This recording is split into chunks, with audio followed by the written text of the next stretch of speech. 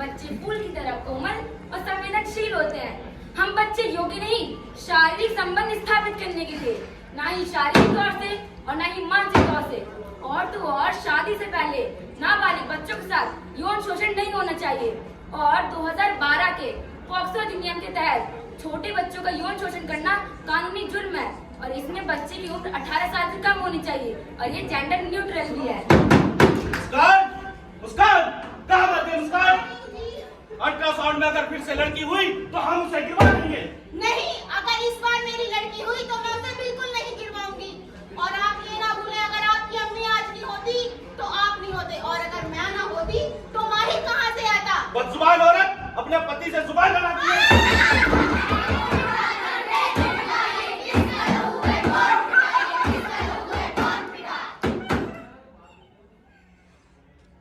गिरवा तो रही हूँ अपनी लड़की का ये घर, पर ना जाने कैसा कितना दर्द होगा। मेरी उस जन्नी को डॉक्टर का एक इंजेक्शन और गुप्त अंधेरे में मेरी पनियाई आंखें उठी है जन्नी और बोली, माँ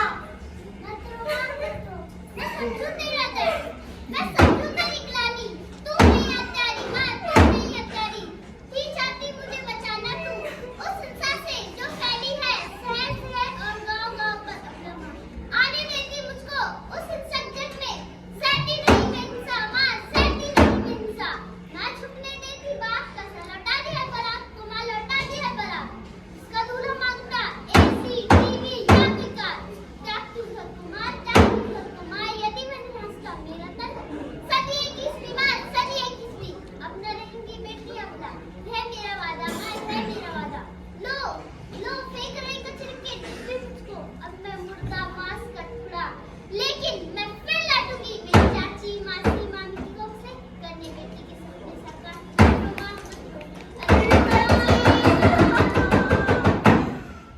हम सब जानते हैं 1994 के पीसीपीएनडीटी एक्ट के तहत किसी भी महिला का लिंग के आधार पर गर्भपात कराना कानूनी जुर्म है। तेरा दीवाने की तरह है, तेरा हीरो की तरह है। I love you मेरी जाने मन। तेरी हिम्मत कैसे मैं भाग कुछ करने की बाय कितनी हो छोड़े कॉफी पीने चलो मेरे साथ। मैंने कितनी बार मना किया है आई एम नॉट इंटरेस्टेड अरे ये तो मुझे मत बता, लड़कियों की नाम में भी हाँ होती है। कॉफी का बिल मैं दे दूंगा, चल मेरे साथ। छोड़े मेरा हाथ नो मींस नो तूने मुझे थप्पड़ मारा, नहीं तेरी नजर नहीं ना, ये ले आके।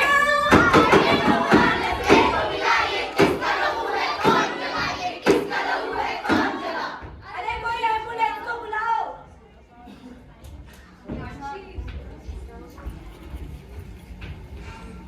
16 साल की उम्र में मेरी अम्मी का मेरे अब्बू से निकाह हो गया और अम्मी की कोई सहमति नहीं और मैं भी गरीब जमा में कैसे बोलूं मुझे ये निकाह कबूल नहीं है। अम्मी को ये निकाह करना पड़ा। निकाह के 10 साल बाद अब्बू का एक दिन कॉल आया। कॉल पर उन्होंने अम्मी को कहा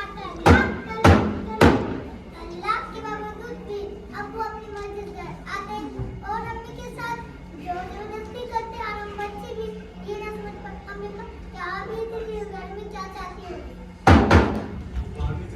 कुछ ही दिनों पहले की बात है, दिल्ली के एक बड़े से दफ्तर में लड़का और लड़की साथ में काम करते थे। एक दिन एक मर्द ने एक औरत के साथ वही किया जो अक्सर मर्दों के साथ हो जाता है और दुनिया को पता भी नहीं चलता। औरत डर गई, सहम गई, बर्फ सी जम गई। आदमी कॉन्फिडेंटली मुस्कुराते हुए उसे छेड़ता रहा तो औरत ने अपने आप को छुड़ाते हुए कहा, ये क्या तरीका है बात करने का, आपकी शिकायत करनी पड़ेगी। लेकिन शिकायत नहीं की गई। ये हादसा दोबारा होने पर औरत ने दफ्तर के आईसीसी यानी इंटरनल कंप्लेंट कमेटी में शिकायत दर्ज की। दफ्तरीय ऑफिस में 10 से ज्यादा लोग काम करते हैं तो उसमें आईसीसी का एक गठन होना चाहिए जिसकी अध्यक्षता एक महिला करती है। आईसीसी ने मुजरिम को लिखित माफीनामा पेश करने की पेशकशी की और उसे सख्त सजा सुनाई, लेकिन मर्द चुप ना बैठा। वो बड़ी अदालत तक गया। बड़े जज ने बयानों को तोड़-मोड़ कर फैसला ही बदल दिया। अरे भाई वो कैसे? क्योंकि बड़े जज का तजुर्बा कहता था औरत की हाँ कई तरह की होती है। कई बार वो खाना के पर्दों में छुपी होती है। आहिस्ता से खोलोगे तो हाँ हाँ होगी और अगर जल्दबाजी करोगे तो हाँ ना में बदल जाती है। और तो कि ना कोई ट्रैफिक सिग्नलिंग जो लाल के बाद पीली और पीली के बाद हरी हो जाए। तो भाई और बहनों अगर ना कहना ही है तो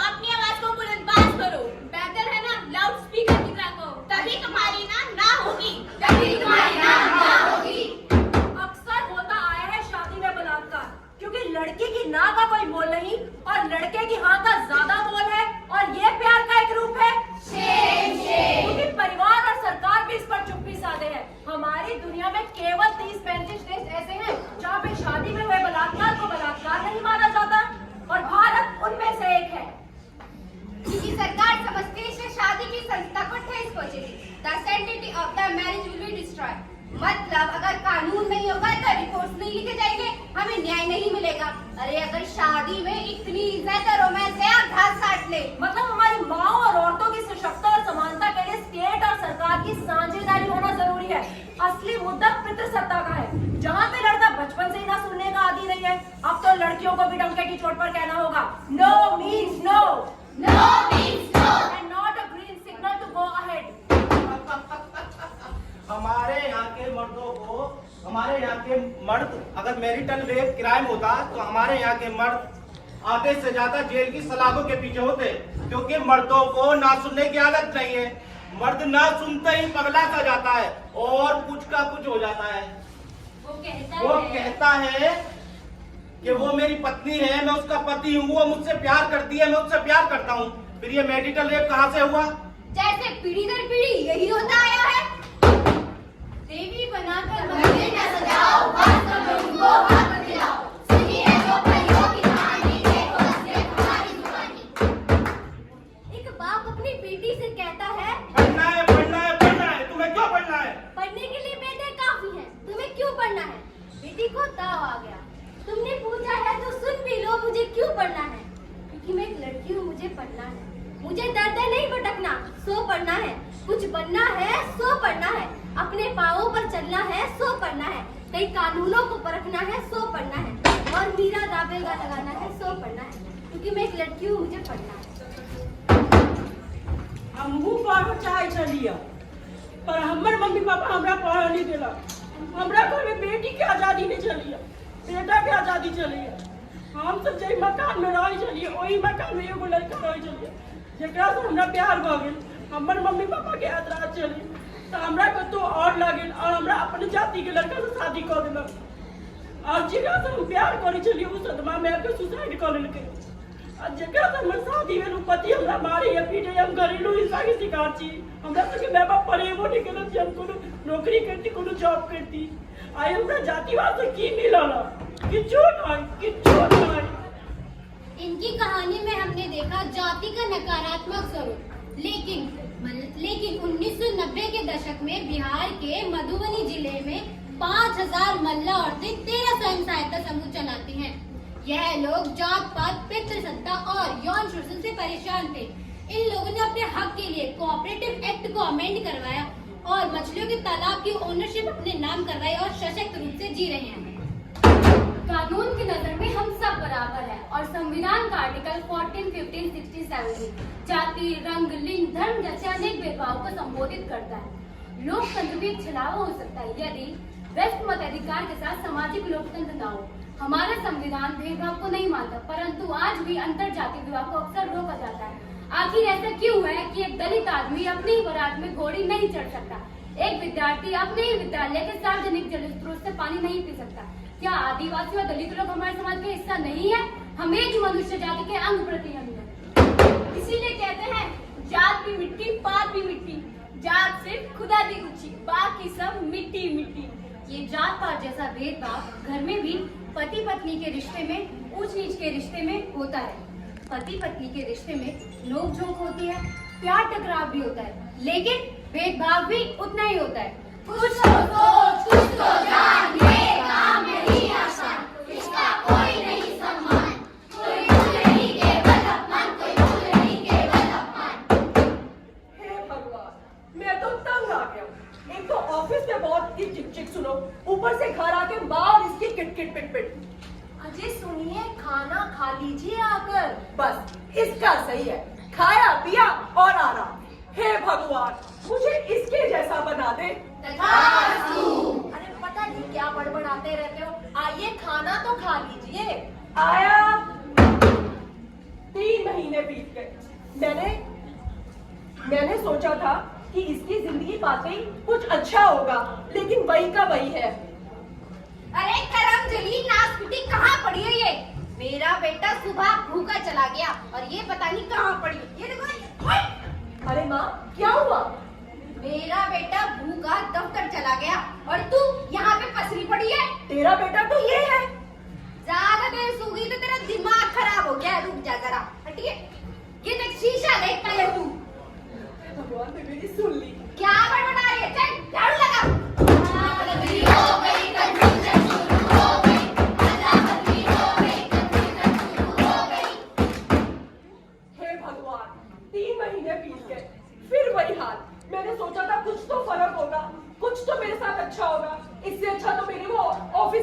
जिंदगी थी, कम से कम बॉस की चिकचिकी तो सुननी पड़ती थी।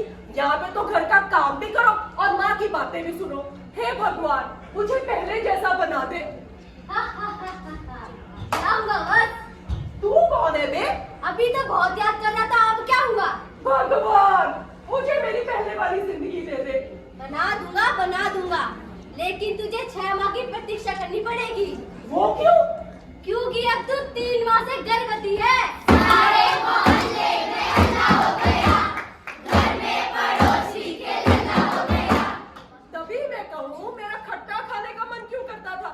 मुझे चक्कर क्यों आते थे, उबकाई क्यों आती थी? 3 महीने हो गए, मुझे तो अपनी ये जिंदगी जी के बड़ा मजा आ रहा है। ना घर का काम करो, ना सफाई करो, ना बर्तन साफ करो, और तो और ना कपड़े धो उतारो और ना प्रेस करो। बस जल्दी से उठो, ऑफिस जाओ, बातें शातें करो, बस सो और घर आके बस मस्त खाना खाओ।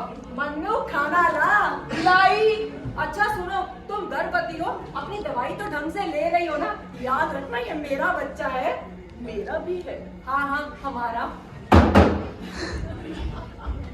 मुफ्त में हमें जो मिलता है, हमें उसका मोल नहीं है। वैसे ही जैसे अपनी माँ का काम का और प्रकृति और पर्यावरण का, क्योंकि मुफ्त में हमें जो मिले, हमें उसका मोल नहीं है। सुनो रे, सुनो रे, सुनो रे, सुनो रे, कथा है हमारी, हमारी कथा है, कथा है हमारी, जो हमने है देखी। फिर भी सुनो सुनो सुनो सुनो सुनो सुनो सुनो सुनो। हम सब सुनते हैं, हम सब देखते हैं कि इंसान ने प्रकृति का कितना नुकसान किया है, और उसके बारे में कोई हल नहीं निकालते। जलवायु परिवर्तन मौसमी दशाओं के परिवर्तन को कहते हैं। औद्योगिक क्रांति के बाद उद्योग में CFC गैसों के अधिक उपयोग से वायुमंडल में जो एक ओजोन लेयर है, उसके अंदर छेद हो गया है, जिसकी वजह से उसकी UV रेज सीधे पृथ्वी पर गिरती है। इसी कारण धरती का तापमान बढ़ रहा है। उत्तरी गोलार्ध और दक्षिणी गोलार्ध में जो ग्लेशियर है, वो धीरे धीरे पिघल रहे हैं।